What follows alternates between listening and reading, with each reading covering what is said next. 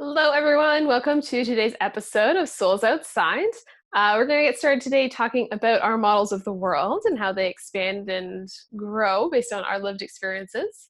Then we're going to meet Torah Bontrager, who is the executive director of the Amish Heritage Foundation, and she's going to share a little with us about her experience of escaping the Amish. And then she's going to share with us her 12-minute writing method, which is super cool, and how she wrote her book. So stay with us and check it out.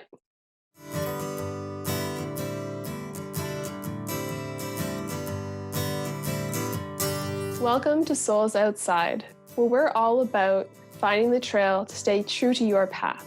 We do this by inviting featured guests on every show to share with you how you can follow in their soul prints, so you can choose which trail maps you need to continue on your journey.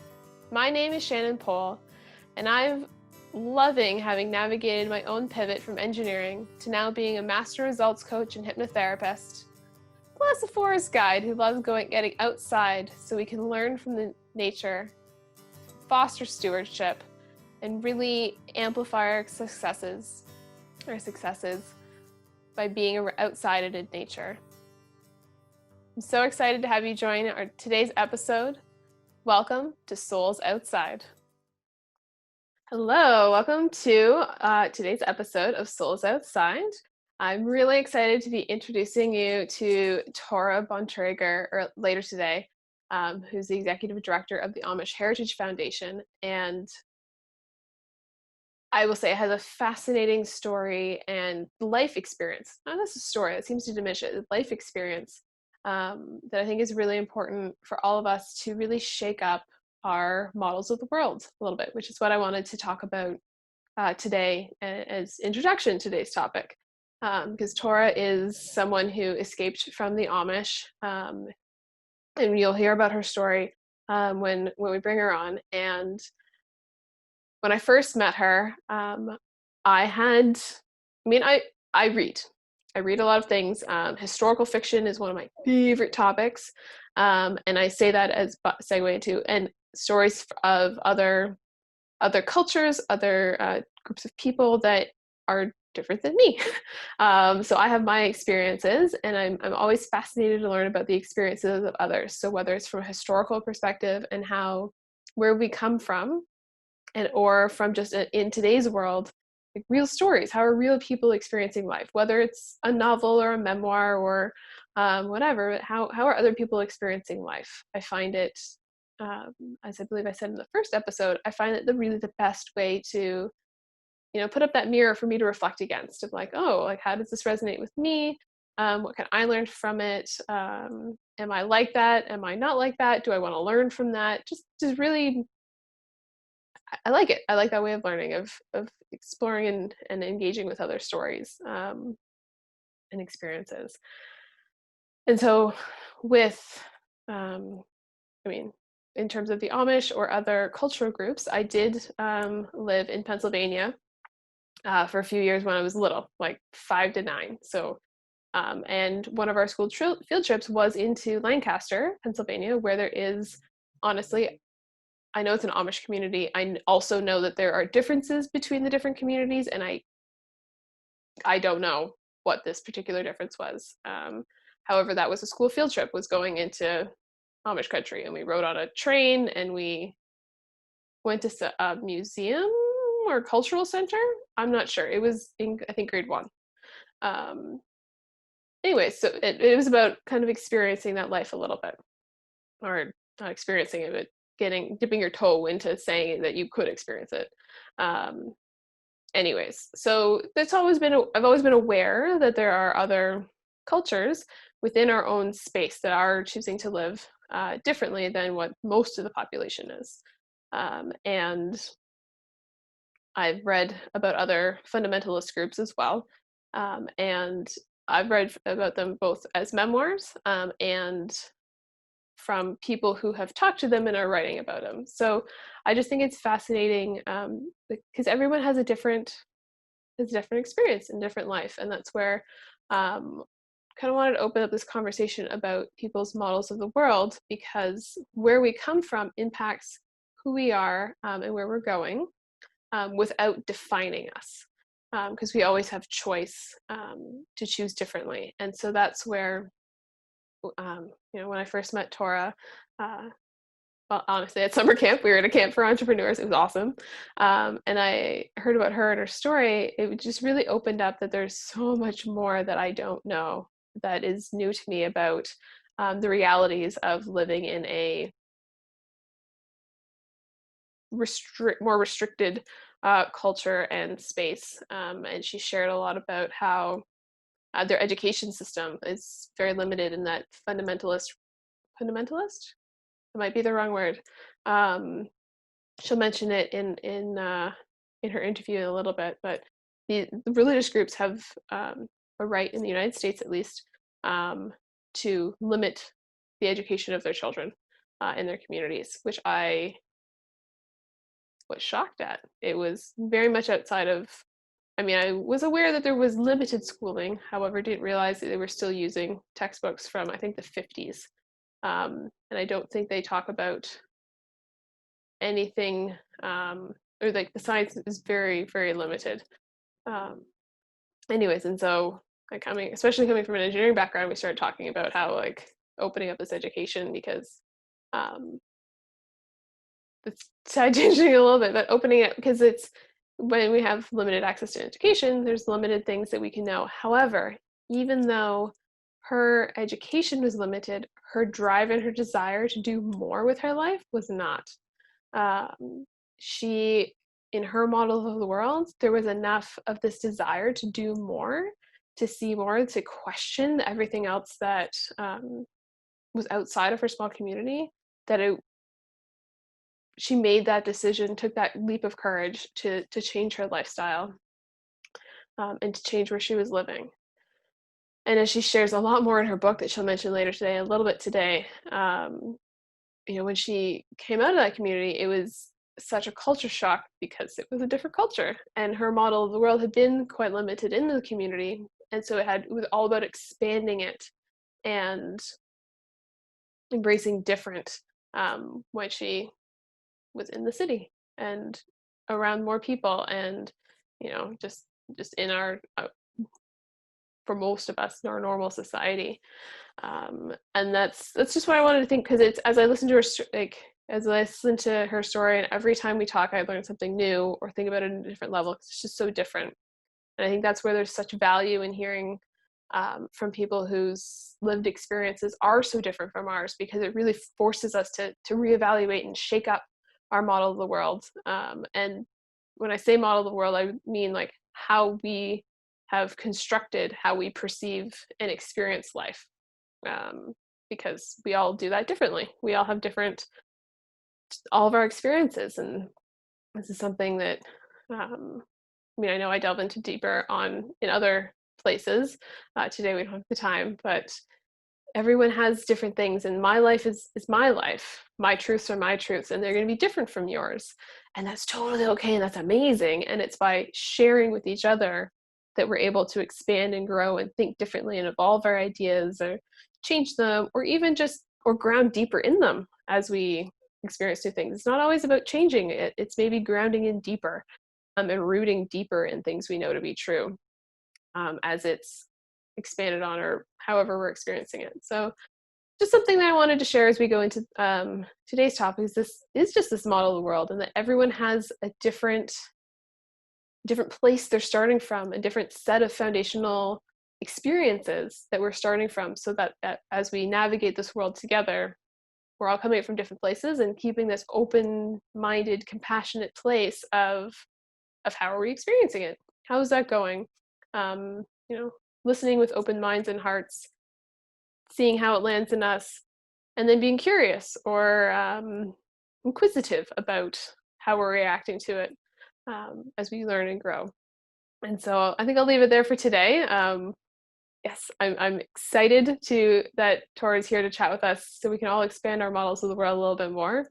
And there's lots of resources that are going to be in the show notes that you can dig in deeper as you're curious, and it fits your needs. All right, stay tuned.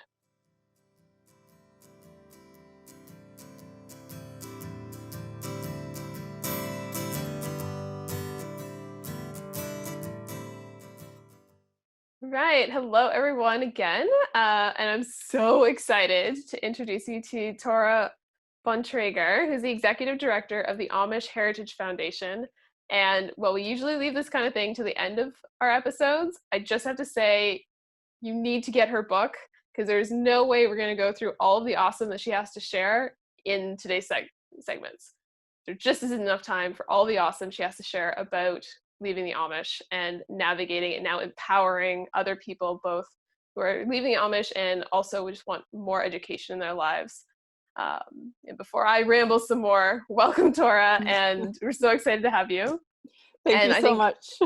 Thanks, yeah, Shannon. and I think let's just dive into it because, I mean, you were raised Amish and you left. How did you make that choice? That's right. Share about that.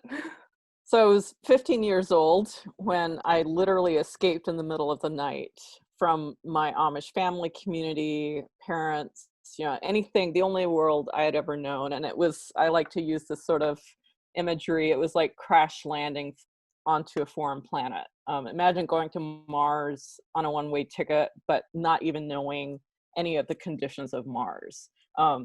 The people who are going to be heading there, probably in our lifetime, will be a lot more prepared for that planet than I was for the outside world, the mainstream America. So the reason I left was escaped, literally. I didn't tell anyone goodbye. Was because I had a very abusive childhood. That was one of the reasons, and equally important was I wanted to have a chance at going to high school. So part of the abusive childhood included educational deprivation. I was not allowed to go to school beyond the 8th grade, and I was not allowed to go to school other than a one-room schoolhouse with Amish-only students and teachers who were Amish and themselves had not gone to school beyond the 8th grade. And even the U.S. Supreme Court, the federal government of the United States, agrees with the Amish community, with the Amish religion, that simply by virtue of my having been born inside the community, I do not have any rights to any future other than to be an Amish housewife. That is in the court documents of the Supreme Court case, Wisconsin versus Yoder. And, that most people are not aware of this. Most people in the world don't know about this case, and most Americans don't know about this case. Very few people do. So this is kind of my life's work, is to raise awareness about this and get it overturned, and to establish that Americans have an explicit constitutional right to education. Implicitly, the Constitution does not spell it out, but we're arguing that there is an implicit right in the Constitution, and we want to make it an explicit right. So the federal government has to change its stance on it. Right, and that's why you started the Amish Heritage Foundation, correct? Correct. Yes. So what happened with my own journey was that I not only I did not complete high school in the sense that I did not go through 4 years of high school. I did not get a traditional high school diploma, which was my dream. My dream was also to go to college, but I didn't think I was smart enough because of my background.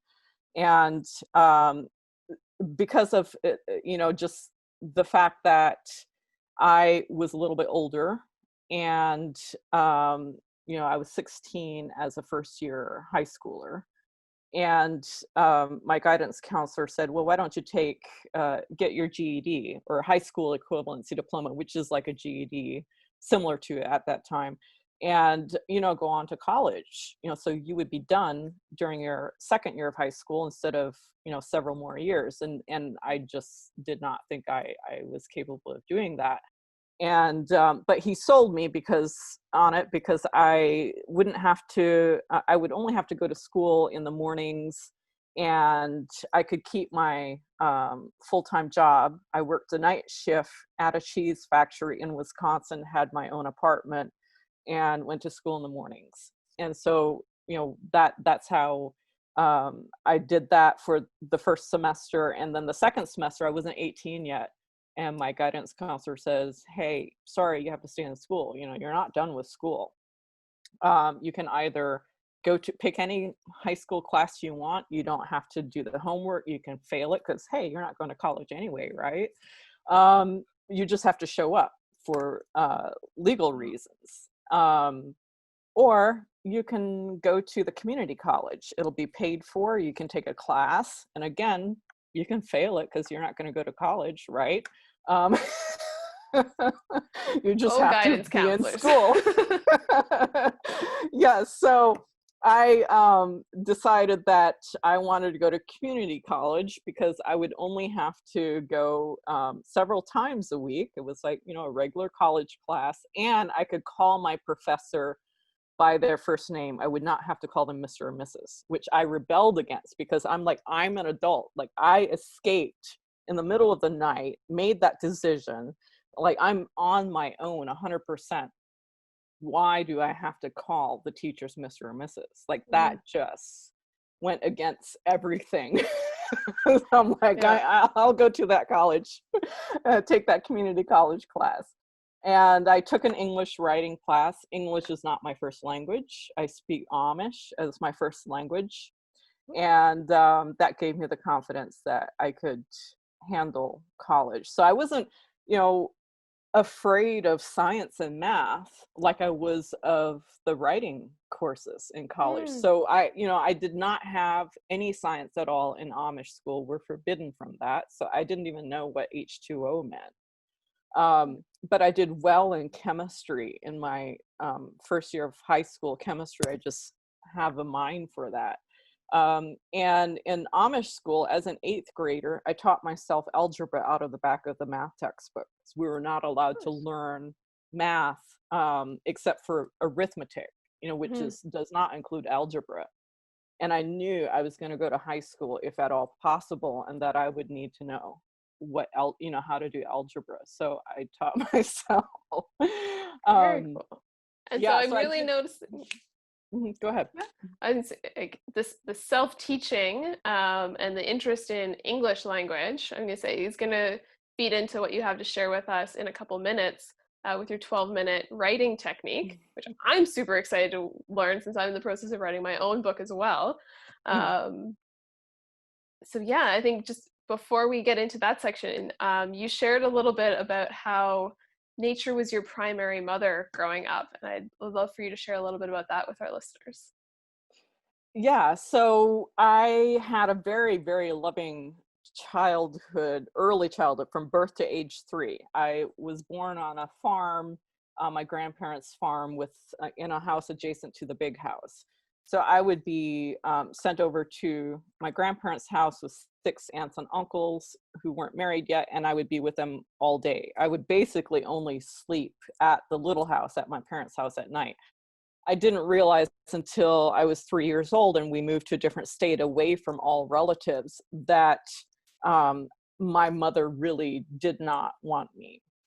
She, was sort of, in hindsight, I can now see she had, bipolar and depression, and other, a very unhappy marriage. My parents were constantly fighting, and she was, angry, upset, or I think she probably felt trapped when I was, she became pregnant with me. And that was kind of like, that's the end of her life, because you're not supposed to divorce. You're not allowed to divorce in the Amish. And so I kind of got the brunt of all of that, being the oldest. And I realized then at age 3 that I was on my own and I would have to take care of myself. And I found being outdoors, number one, that got me away from my mother, was being outdoors. But I also, there was just something that I felt comforted by the trees and the birds and the rocks. I felt like they understood me and I was safe there. I was not safe with my mother, with humans, but I was safe in nature. And so yeah, that even now, as someone who lives in Manhattan, New York City, I have to have my nature fix. I go crazy if I don't have that. Yeah.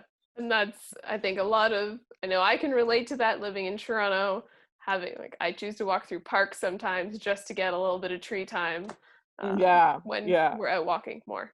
Excellent. Yeah. Well, thank you so much for sharing like some snippets, and that's for everyone listening and watching.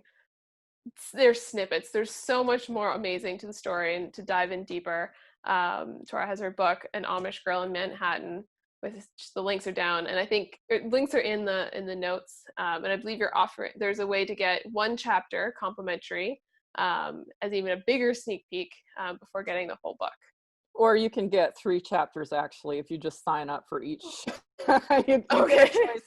get a choice of 3 themes, but if you're the typical interested smart person, you'll go in there and sign up for each one. So you can Yeah. have 3 free chapters. All right, so 3 free chapters, and then the whole book. Excellent. Well, thank you so much for this, and everyone keep listening and watching so we can learn the 12-minute writing technique.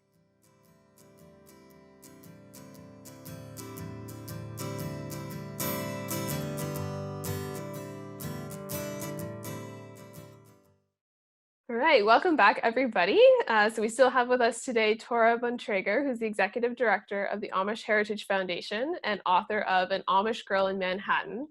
And beyond loving hearing about her story, which she'll share a little bit more about with us now, so excited for her to teach us her 12-minute writing technique that she developed while writing her book. So educate us, please. Hi. Thanks for asking me to share this. So the 12-minute writing technique came out of desperation on my part. I did not know how to write creatively. I could write, scientific papers, technical papers, but creative fiction or nonfiction did not work for me. I had ADHD and English isn't my first language. And I avoided all the papers I could throughout my college experience. Somehow I graduated from Columbia University with a BA, not knowing how to write. So when it came to writing my memoir, I was forced to figure it out, crack that code, or keep that story inside me and be haunted forever. So eventually what I came up with was this 12-minute technique. And there are 3 easy, simple steps, which is set a timer for 12 minutes, generate a prompt, and handwrite nonstop. That's it. It's that simple.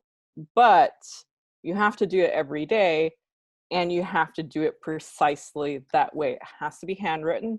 You cannot use a computer, and you have to write nonstop. You cannot stop for 12 minutes. And also, again, with the prompt, it has to be auto-generated. So you can go online, just Google prompt generator, auto generator. You can find a whole host of them now. And you do not know what that prompt is until you've already set that timer. And the first thing you do is click and go. You can't know the prompt beforehand. Oh, cool. And the reason that this works, and the other thing is, if you don't know what to write while you're handwriting, you just write, I don't know what to write, over and over and over. You cannot write anything else. But you cannot stop, you cannot say, sort of make up things. I mean, you have to keep that prompt in your mind, in your head. But it doesn't have to be quite as strict as, like if you really don't know what to write, you just write, I don't know what to write, over and over, but you keep that prompt in mind. All of a sudden your brain is gonna start firing something. And it's fine if you completely segue from the prompt. Let's say it was lemonade or sunshine.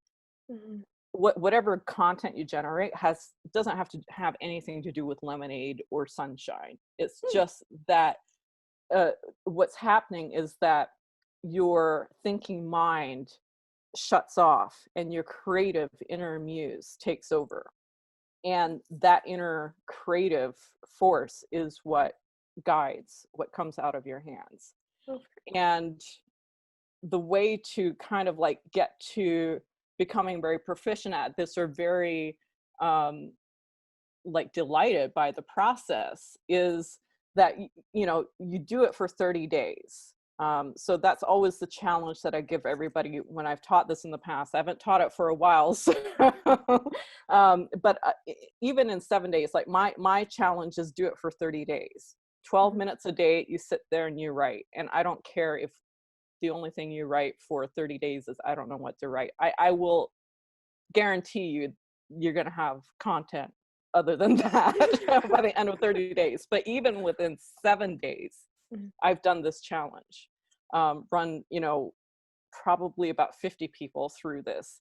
And they have been amazed, and I've been amazed by people who say, I'm not a writer, I'm a technical, scientific person, I'm not creative.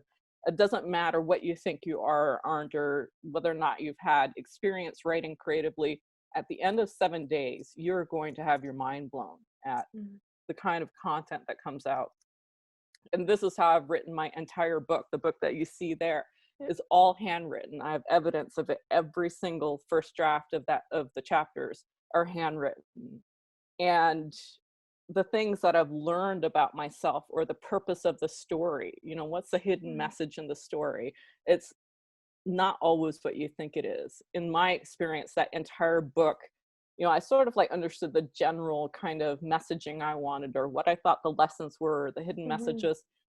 But at the end of the day, the ultimate truth of each chapter, each story is different, is a lot more profound than what I ever thought. Because again, it goes back to you're activating your creative inner muse and turning off the thinking logical mind that thinks it already knows everything. So that's it. Very cool. And yeah, turning off that logical brain sometimes, I don't know. It wants to run the show most of the time. So, well, thank you for sharing that. I also love that the prompt is like lemonade or sunshine. And I mean, I don't know if you wrote about lemonade in your book, but I can see how that's like, this is a prompt to start the juices going, and then we see what we remember, I guess, is part of it. Yeah. And I would say, depending on what auto generator you find, don't pick something that generates sentences, because that speaks to your thinking mind. I don't think you're going to find this kind of tip online anywhere. But if you do sentences, it's not going to work. So find a auto generator that gives you just single words, one word. And there's actually a link. I can give you a link in one of my notes here. It's called thestoryshack.com/tools/writing prompt generator. I think it's writing-prompt-generator. And they have different categories of things, at least as of whenever I wrote this guidebook up. And so just pick, I believe it said the material category. It could have been something else now. I don't know. Right. Okay, perfect. We'll definitely include that in the link for people, because I think whether it's someone who has that book inside you that, you had a beautiful phrase about your book before, about how you developed this out of desperation or other, because of, I guess, like the burning need to write, to share your story. Right. And I consider it like the story is not me. Like it's like it wanted to be told. I had no choice. And it's kind of like, having a child, and, at some point, you're not very much in control. And yeah, so it was just, it was going to haunt me if I didn't get it out. So yeah. Right. Yeah. Excellent. So for everyone else who has a story inside that's haunting you, do the 12-minute technique, get Torah's book to see how it manifested into something awesome. And then share your books with us.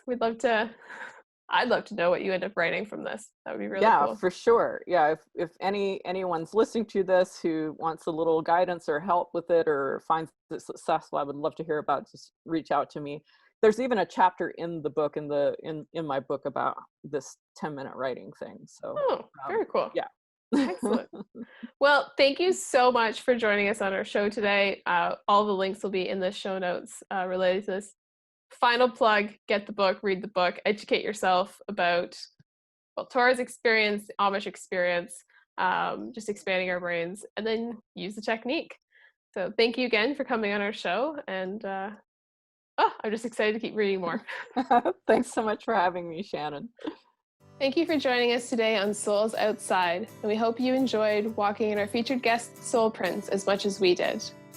As always, we like to wrap up each episode with our extreme gratitude and appreciation for our founding sponsors who quite literally made it possible for Souls Outside to become a reality. First off, special thanks goes to Etche Savas and her company Palindrome Design for the amazing cover art, and noting that their sponsorship comes in support of their passion project, Self Build Sustainable. We'd also like to thank Chuck Henry for his amazing music, original music, that is featured throughout the episode. And of course, Elise Cannon, our amazing editor, who quite literally made it possible for any of these episodes to see the light of day. They probably would still be on a hard drive on my computer without her expertise, skill, and passion for editing. So we thank them so much. And until next time, we hope you enjoy your journey and continue following in the soul prints of those who have gone before. Hey, one last thing before you go. If you wish you could talk about this episode with myself, our featured guest, or other like-minded individuals like yourself, join us on Facebook or LinkedIn in our Souls Outside Facebook and LinkedIn groups. On Facebook, we do watch parties. On both, we have awesome conversations about what we talked about and are able to answer your questions on how you can go even further on your soul print journey. See you there.